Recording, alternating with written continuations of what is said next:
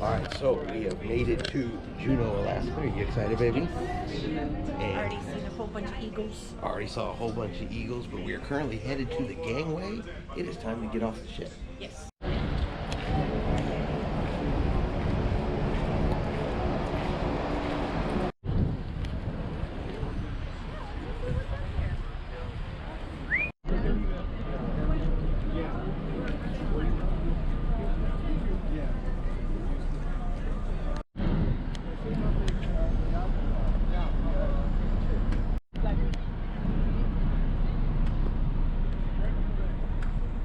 Alright, so we are off the ship here in Juneau, and there are people everywhere. Huh, baby? Yes.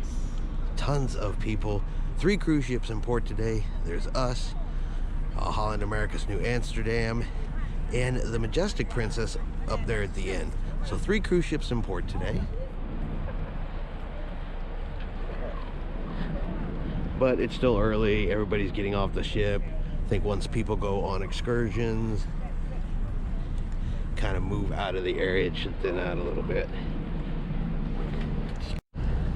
So you got the Alaska Brewing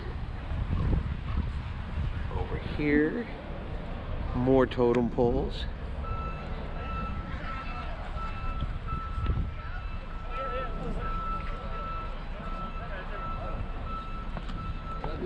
You got Tiffany with her Disney hat on. Showing everybody your Disney hat, baby. Yes. With your ears. Alright, so you have the Diamonds International and then Tracy's King Crab Shack. And there is already quite a line. But I heard that place is very, very popular and gets very, very busy. As you can see, there are a lot of people in line. Alright, we have another totem pole.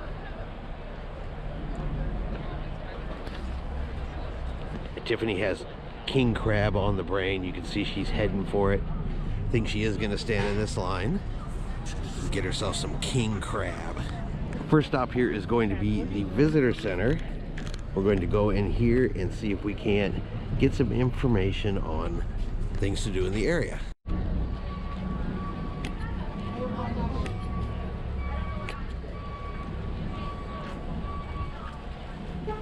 Decided on the Alpine Loop Trail, so we're going to go over here and we're going to take the tram up the side of the mountain. See tram ticket prices for adults. It is $50 per person for all day rides. Children are $35. So yeah, it's 50 bucks each to ride the tram. So we got our tickets and we head up here to the entrance.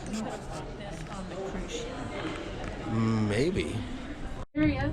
Feel free to walk around, talk, take photos, ask questions, ignore me. All of the above. We're currently ascending at 68 degrees up 1,800 feet to Sha'ahit. Sha'ahit means the mountain house in Tlingit.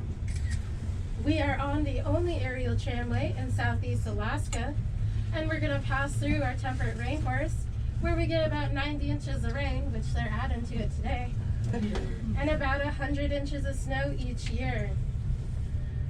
If you look outside the windows, I'm going to point out a couple trees for you, starting with this tall, pointy one that looks like a Christmas tree. It currently has pine cones. That is our Sitka spruce. It's the largest spruce in the world, and the Tlingit people use it as a food source, medicinal, as well as a weaving material. The next one is this leafy green one. That is our red alder. It was used to make our carving tools, as well as smoking meat and or fish. The final tree I'm going to point out to you looks a lot like our Sitka spruce, except it has droopy tops, a little darker, and no pine cones. That is the western hemlock. It was used for various reasons, such as making spoons, bowls, combs, as well as gathering herring eggs in the springtime. In all the trees, you'll start to see green mossy stuff hanging off of them, and sometimes even porcupines. That green mossy stuff is old man's beard, witch's hair, and or lichen. It shows the air purity of our mountain, as it only thrives in areas of 2% or less pollution. Wow. It was used as a cold medicine, fire starter, and in desperate times, insulation. Once we reach the top, we're going to exit on our sky bridge. The sky bridge has windows all around for your pleasures of looking out of, taking photos out of, even screaming out of.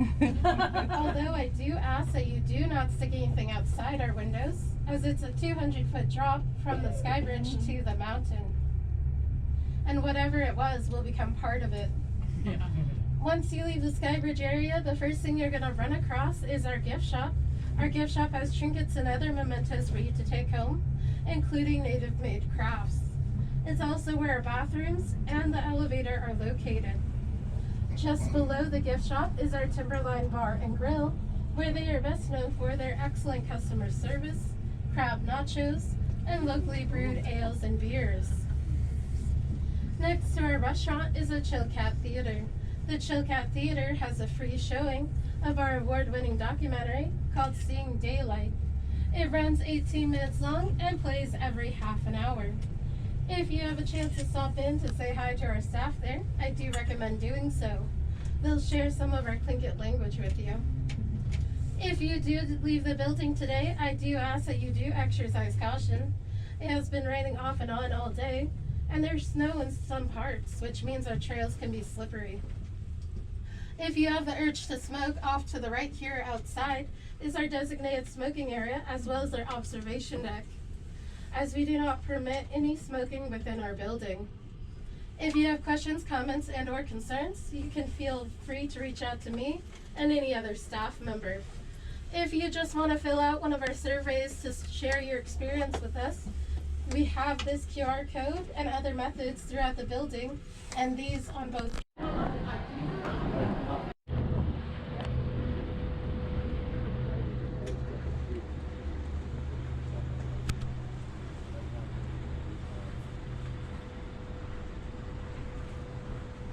So we have made it. We are currently up here on the Apache Loop Trail. We are 3,100 feet above the cruise port. And so we're going to tour around here. Now it is a little bit drizzly today. You can see Tiffany's getting ready to put on her hood. But there is snow up here and we are super excited. You ready to go see some snow, baby? Yes, We're from Texas. We don't see snow. we did a couple of years ago. Yeah, so we're gonna do the Apache Loop Trail. So we got some snow and some ice here on the trail already. This trail's probably gonna be a little icky, but I think it's gonna be worth it. But definitely advise some caution up here on this trail. But we got a totem pole right here. And y'all can see it's a little slippery, so we're gonna be extra careful until we figure out how well we're gonna handle this trail. We have another totem pole.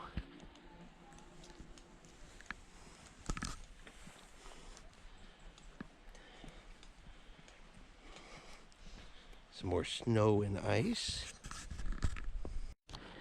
All right, we got a snow crossing here.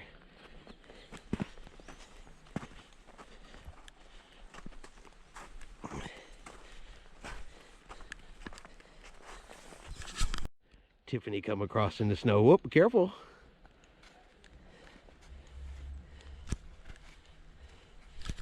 Tiffany saw the ice and the snow and said, no. Oh, baby. Yeah. All right, so it does have a little rest stop here. Carved in the tree. Oh, there is one carved in the tree. I'll have to go there and get a closer look at that. And then we have another one over on this side. And we have a totem carved right into the side of the tree.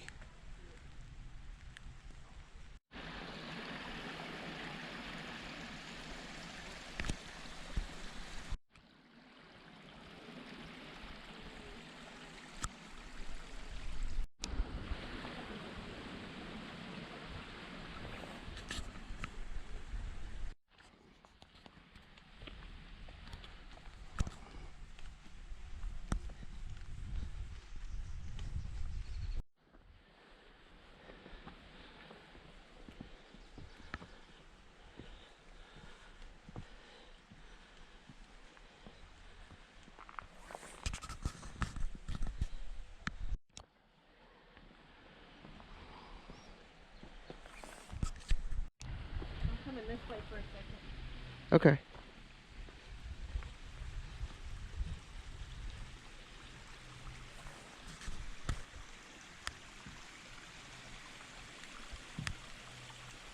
It is beautiful up here. It is quiet. It is peaceful.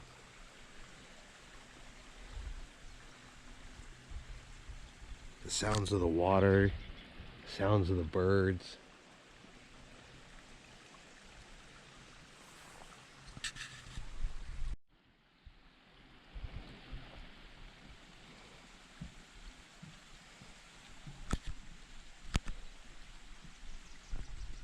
Today's hike is brought to you by the letter J, since this tree here decided to grow in that shape for us. That's pretty cool right there.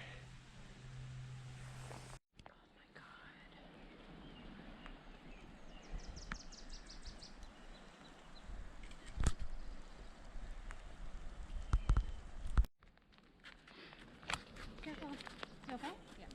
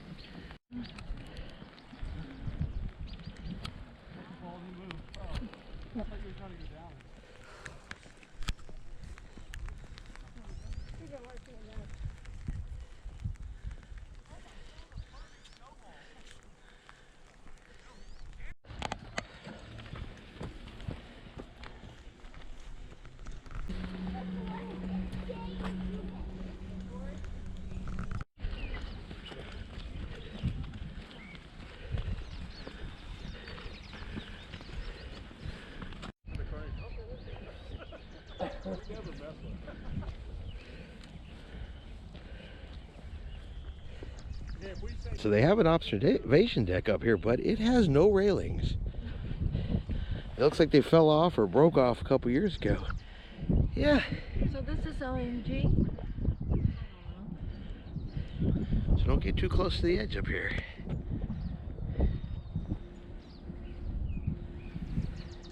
So we're coming up here to another observation point. With no rail. With no railings. And it's already making me nervous. So, yeah. So if you're afraid of heights, this particular spot might not be for you. But just for you guys, I'm going to come all the way to the edge. And we're going to take a look.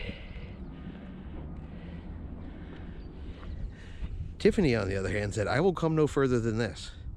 She won't even get on the platform. If the railings aren't there for a reason, then But the views are just beautiful up here.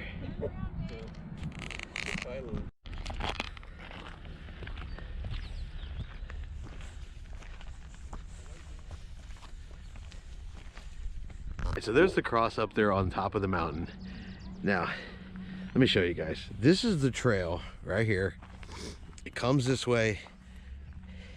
And yeah, it hits a little bit of ice and then it goes away. But Tiffany saw this and she said, no. All right, look at her go, guys. I had to call her a chicken. Tell her she was letting everybody down. Whoa, I think just slipped into the snow. I think this may be as far as she goes, though. So we have made it about as far as we're going to make it up Apache Loop Trail. I said there's a lot of ice and snow on both directions. Tiffany does not feel like doing some snow skiing or snowboarding or anything down the side of the mountain today. no, I just didn't wear the right kind of shoes. I have tennis shoes on, but they don't have really good traction, so you definitely need to make sure you're wearing the appropriate shoes. Yep. So, but I mean, we've still seen some spectacular stuff so far. The views have been awesome.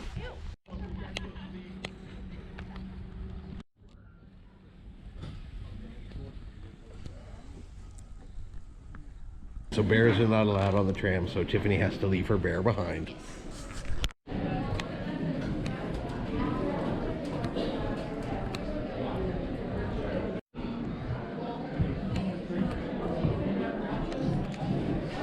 All Alright, so they do have a restaurant in here.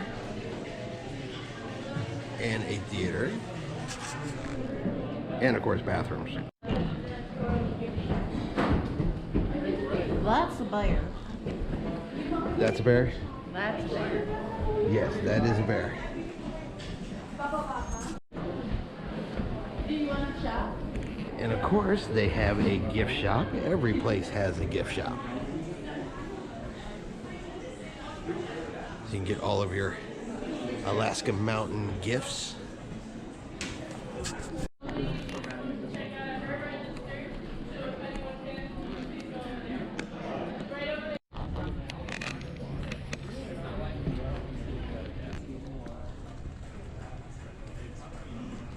The Auk people are from this side of the bridge, in the village site called Flounder at the base of the creek, and the Taku people are from the other side, called Where the Sun Rays Touch First, and Spirit Helper. Historical sources suggest some village sites on the Taku River and in the Juneau Douglas and Auk Bay areas had been inhabited for well over 750 years. So the Auk tribe and the Taku tribe have lived harmoniously and shared villages in this area for centuries. Chief Cowie was the leader of the Auk people when they occupied a village on Auk Bay, about 13 miles northwest of downtown Juneau. There were seasonal festivals associated with the harvest of herring during the spawning season. They then moved to another traditional Auk village site, founded by Tlingit ancestors, in the heart of downtown Juneau, is known today as the Juneau Indian Village. Prospectors Richard Harris and Joe Juneau were sent to the Auk region by George Pills, a businessman and mining engineer from Sitka. After trading much of the rusty for home brew, they returned to Pills empty-handed, but were promptly sent back to try again. In 1880, Chief Cowie revealed to Juneau and Harris the presence of gold in Silver Bow's Basin Gold Creek, after which Juneau was founded in the same year. After the discovery of gold in the area, Harris and Juneau carried approximately 1,000 pounds of gold more back to Sitka for their investor, George Pills. The Juneau Gold Rush of 1880 resulted in some of the largest gold mines in the world, including the Treadwell mines on Douglas Island. Mayflower Island, across from the Douglas Indian Village, was a traditional subsistence site which yielded a once healthy herring run and spawn for tribal inhabitants. Tribal members spent winters at the Douglas Indian Village, while others built their homes in the Juneau Indian Village.